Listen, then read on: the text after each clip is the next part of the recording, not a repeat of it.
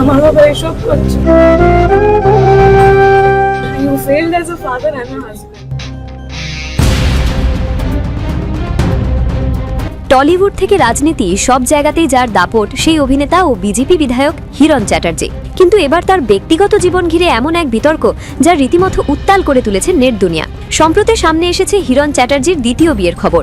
জানা যাচ্ছে 2025 সালেই বেনারসের ঘাটে হিন্দু রীতি মেনে 7 পাকে বাঁধা পড়েছেন হিরণ ও ঋতিকা। গত মঙ্গলবার অর্থাৎ 20 জানুয়ারি নিজের দ্বিতীয় বিয়ের ছবি সামাজিক মাধ্যমে প্রকাশ্যে আনতেই শুরু হয় প্রবল চর্চা ও বিতর্ক। কিন্তু প্রশ্ন উঠছে একটাই, আইনিভাবে প্রথম স্ত্রীকে ডিভোর্স না দিয়েই কি দ্বিতীয় বিয়ে করেছেন হিরণ?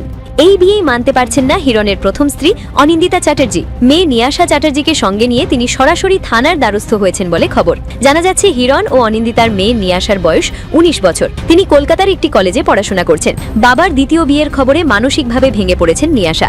খবর অনুযায়ী তিনি স্পষ্টভাবেই জানিয়েছেন বাবা এবং স্বামী দুই ভূমিকাতেই ব্যর্থ তিনি। অনিন্দিতার দাবি অনুযায়ী 2 থেকে 3 বছর আগেই তিনি হিরণের বিবাহ বহির্ভূত সম্পর্কের কথা জানতে পারেন। এই বিষয় নিয়েই দীর্ঘদিন ধরে চলছিল দাম্পত্য অশান্তি। অভিযোগ, সবকিছু ঠিক করে নেবার আশ্বাস দিলেও গোপনে ঋতিকাকে বিয়ে করেন বিজেপির এই বিধায়ক। যখন চারদিকে আলোচনা চুঙ্গে ঠিক তখনই মুখ খুলেছেন দ্বিতীয় স্ত্রী ঋতিকা।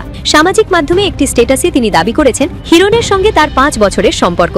এই সম্পর্কের কথা নাকি অনিন্দিতা আগে থেকেই জানতেন।